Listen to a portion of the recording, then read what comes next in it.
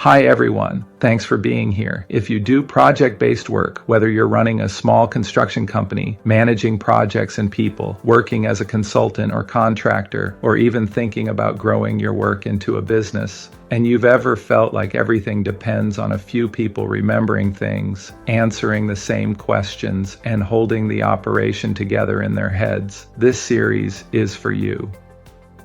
Over the next few short episodes, I'm going to show you how to build a simple company operating system in Notion, not to add complexity, but to reduce chaos, protect what you've learned, and create a foundation that lets projects scale into a real business. And don't worry, this is not about turning your life into spreadsheets.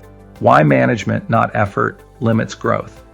If you've ever read The E-Myth Revisited by Michael Gerber, and if you haven't, I'd strongly recommend it. You probably remember the core idea. Most small businesses don't fail because of poor craftsmanship. They fail because the owner gets stuck working in the business instead of working on the business.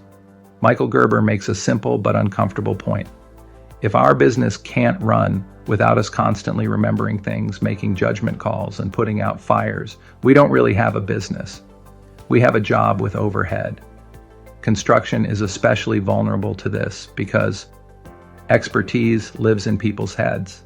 Problems are solved informally. That's how we've always done it becomes the system. That works until we try to grow. Why management matters more in the AI era. Now fast forward to today. We're entering an AI era where tools are faster, analysis is cheaper, automation is everywhere. But here's the catch. AI does not fix management chaos. It amplifies it.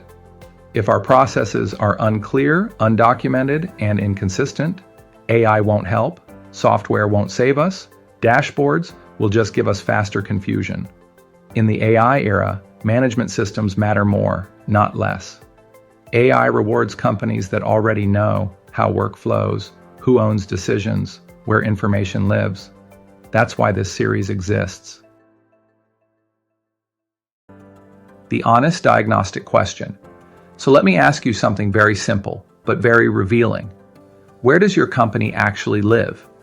Is it in your head, in text messages, in email threads, on whiteboards, in QuickBooks, in the memory of your colleagues or project managers? And if the honest answer is whoever's been here the longest, that's a sign you don't have a system. You have institutional memory. If someone new joined your company tomorrow, could they figure out how things really work without sitting next to you for 6 months? If that question makes you uncomfortable, good. That discomfort is the starting point of real management. If your company runs on Ask Maria, she knows how that works, then Maria is your operating system, which is great until Maria takes a vacation. Institutional memory means knowledge stored in people. Organizational memory means knowledge stored in systems, processes, documentation, databases. A company OS exists to convert institutional memory into organizational memory. Where this series came from. I came up with this series while working on the AI roadmap report that I authored for the Associated General Contractors of America. What we kept seeing again and again was this.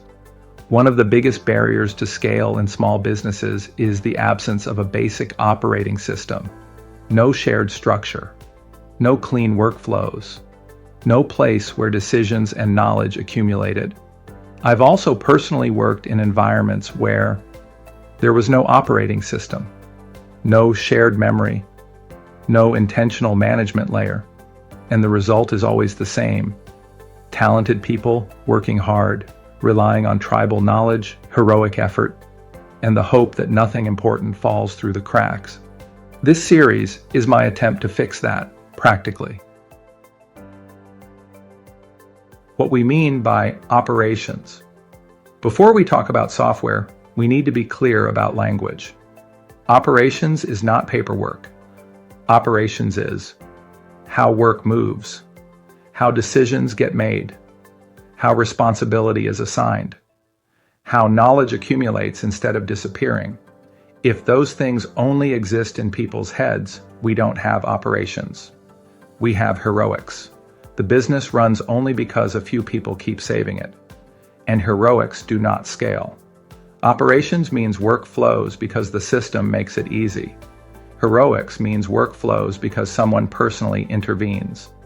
Heroics are reactive, exhausting, non-transferable.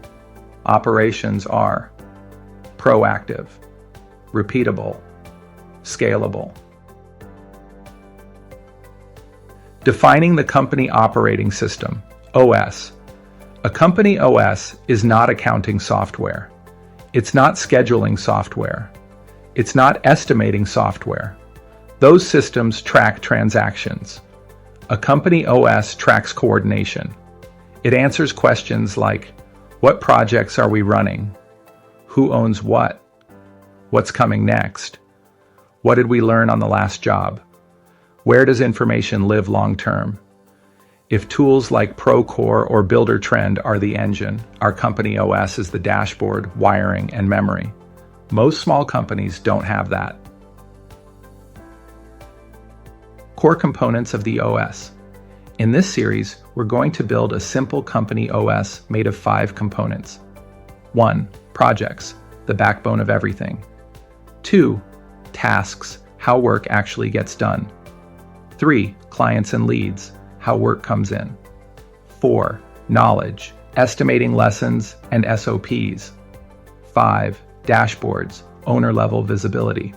Every episode builds one piece and connects it to the others. No over-engineering. You ask, why builders don't have an operating system? We could think of at least 3 reasons. First, no one ever taught us this was a thing, right? We were taught estimating, scheduling, codes, and contracts, but not organizational design. Our education and training systems are designed to produce employees, not managers and owners. We were not taught organizational design, system building, how information should flow, how a business operates without us in the middle. Schools teach us how to do the work. They do not teach us how to design the system that does the work. So when we start a company, we default to what we know. We become the estimator, the PM, the problem solver, and the memory. That's not a failure of intelligence or effort. It's a gap in how we train builders to become owners. Second, most construction software is built for larger firms. It assumes dedicated admins, formal processes, full adoption across teams. Small firms don't work that way. They do not have much capacity. Third, you already are the operating system. Your memory, your phone, your inbox, your experience. And that works until it doesn't. Scaling doesn't break because you lack software. It breaks because knowledge isn't written down and connected. Notion is different from drives and point tools. Let me be very clear about what Notion is and what it is not. Notion is not a shared drive. Shared drives store files. They don't connect them. They don't tell you what matters, what's current, or who owns what. Notion is not Word or Excel. Those are documents and spreadsheets. They're good for creating things, but terrible at showing how work actually moves. And Notion is not accounting software. Accounting systems track transactions after decisions are made. They don't explain why decisions were made or who made them. What Notion does differently is this. It connects information. In a Notion-based OS, projects are linked to tasks. Tasks are linked to people. People are linked to decisions. Decisions are linked to lessons. That's why it works as an operating system. Its purpose is clarity, continuity, and coordination. What this series is not, and what it actually is. Quick expectation check. This is not a Notion feature tour. This is not about pretty dashboards. This is not about doing everything in one tool. This series is not about software. It's about changing how your business runs. At its core, this series is about moving from employee mode to owner mode by building a system that can carry the business, so you don't have to. Here's the difference. When there are no systems, the business works like this. You remember things. You make the same decisions over and over. You coordinate work manually. You train people by shadowing. And every time you grow, things get more chaotic. When systems are in place, the business works differently. The system remembers. Decisions are predefined. Coordination is embedded. Training is structured. And growth adds capacity instead of chaos. That shift from you being the system to the system supporting the business is what this series is about. That's why the outcomes we care about are simple. Fewer questions, fewer dropped balls, fewer "I thought you were handling that" moments, less reliance on you as the bottleneck. If you want fancy automations, we'll get there later. But first, we need a foundation, a system that can hold the business together as it grows. And that's exactly what we're going to build step by step in this series. One size does not fit all. Every construction company is different. The goal is not to copy someone else's system. The goal is to start simple and customize over time as your business evolves. Complexity earned beats complexity imagined. Now here's the honest part. Building systems takes time. There is no shortcut around that. You should expect to invest a few focused hours up front to set the foundation, then 1 to 2 hours per week as ongoing management work. That time is not overhead. It is leadership. What you get in return is leverage. Systems reduce confusion, missed work, unnecessary repetition, constant clarification. More importantly, they enable scale. The payoff isn't instant, but it compounds.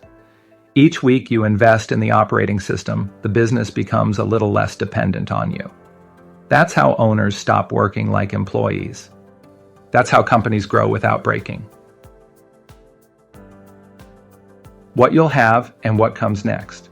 By the end of this series, you'll have a real company operating system, a project command center that anchors the business, a task system your team actually uses, a lightweight CRM that prevents missed follow-ups, a place for estimating lessons and SOPs that don't disappear, an owner dashboard that shows what actually matters, all built in a way that works for small construction teams.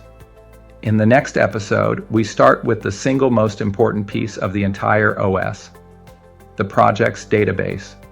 If you get that right, everything else gets easier. If this hit close to home, this series is for you. Subscribe if you don't want to miss the next step. I'll see you in episode 2.